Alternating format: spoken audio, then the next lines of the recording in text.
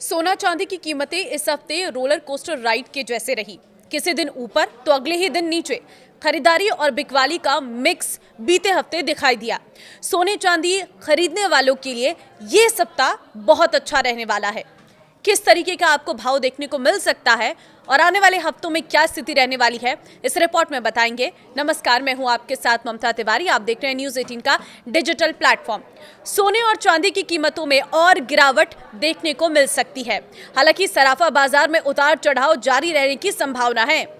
Experts ने कहा है कि निवेशक अमेरिकी अर्थव्यवस्था के महत्वपूर्ण आंकड़ों जैसे महंगाई दर, सकल घरेलू उत्पाद जीडीपी और फेडरल रिजर्व की नीतियों पर खास नजर बनाए हुए हैं।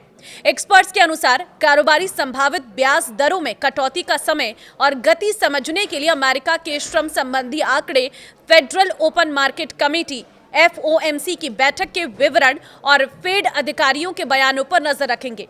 घरेलू बाजार में मल्टी कमोडिटी एक्सचेंज MCX पर चांदी के वायदा भाव में पिछले हफ्ते 5,532 रुपए यानी 2.2% की गिरावट देखने को मिली थी, जबकि सोने की कीमतों में 444 रुपए यानी 0.3% की मामूली तेजी दर्ज की गई थी।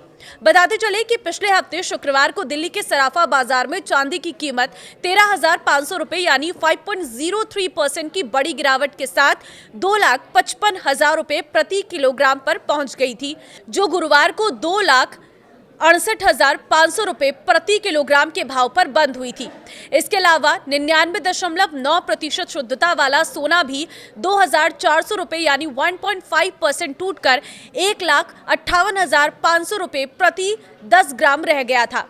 पिछले कारोबारी सत्र को अगर हम देखें तो 1,60,900 रुपए प्रति 10 ग्राम पर यह बंद हुआ था। देखिए, सोना और चांदी सस्ता क्यों हो रहा है? तो देखिए, इस पर अगर हम बात करें तो एंजल वन के उपाध्यक्ष अनुसंधान गैर कृषि जिन्स और मुद्राएं प्रथमेश माल्या ने कहा है कि फरवरी 2026 में सोने की कीमतों में गिरावट आई है। 13 फरवरी की कीमतें 1,80,000 रुपए प्रति 10 ग्राम के उच्चतम स्तर से घटकर लगभग 1,53,800 रुपए प्रति 10 ग्राम हो गई है। उन्होंने कहा कि उम्मीद से अधिक मजबूत अमेरिकी रोजगार आंकड़ों ने निकट अवधि में दरों में कटौती की उम्मीदों को कम कर दिया है, जिससे पिछले सप्ताह सोने की कीमतों पर असर पड़ा है। आगे वो कहते हैं कि भू राजनीतिक तनाव और चंद्र नववर्ष से पहले मजबूत खरीदारी के चलते सोने की सुरक्षित निवेश के रूप में इसकी अपील बरकरार है। इस सप्ताह मंदी और तेजी के बीच जो खींचतान है वो जारी है और आने वाले सप्ताह में भी इसमें अस्थिरता बनी रहेगी। अगर बात इंटरनेशनल मार्केट की करें तो कॉमिक्स गोल्ड फ्यूचर्स में 84 अमेरिकी डॉलर या 1.7% की वृद्धि हुई, जबकि चांदी में मामूली बढ़त दर्ज करते हुए 77.27 अमेरिकी डॉलर प्रति औंस पर बंद हुई है। ट्रेडिंग सेक्शन के अधिकांश समय में सोने की कीमतों में उतार चढ़ाव देखा गया, लेकिन विदेशी बाजार में यह 5,000 अमेरिकी डॉलर प्रति औंस से ऊपर सकारात्मक स्तर पर बंद हुई। प्रणव मेयर ने कहा है कि व्यापारियों के बीच स्पष्टता की कमी के बीच बुलियन कंसोलिडेशन के दौर से गुजर रहा है, क्योंकि वे प्राइस की दिशा को लेकर विभाजित है और नए मौलिक कारकों की तलाश कर रहे हैं।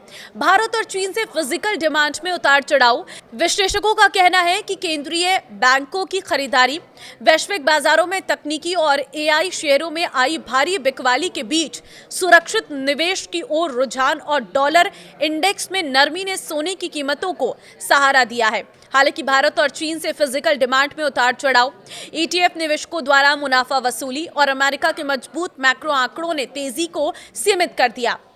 आगे बताते हैं कि चांदी की कीमतों में भी पूरे सप्ताह अस्थिरता देखी गई, जिसमें दो तरफा उतार चढ़ाव और उच्च स्तर पर समय समय पर मुनाफा वसूली हुई। उन्होंने आगे कहा है कि औद्योगिक धातुओं में आई गिरावट और प्रमुख टेक्निकल रेस्ट्रेंट्स को तोड़ने में विफल रहने के बाद मुनाफा वसूली के कारण सफेद धातु पर दबाव पड़ा।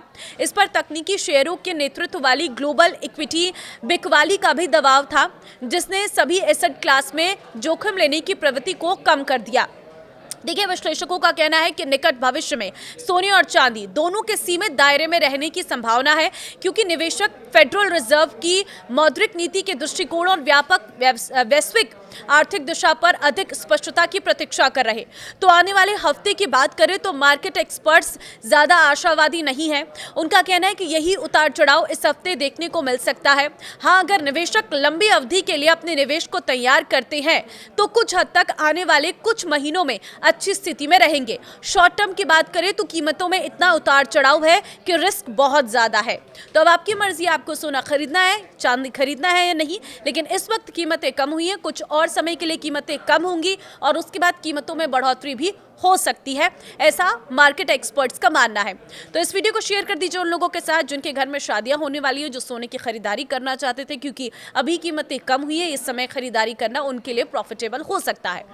फिलहाल इस वीडियो में आपकी क्या राय है सोने चांदी को लेकर, मुझे कमेंट में राय जरूर दें।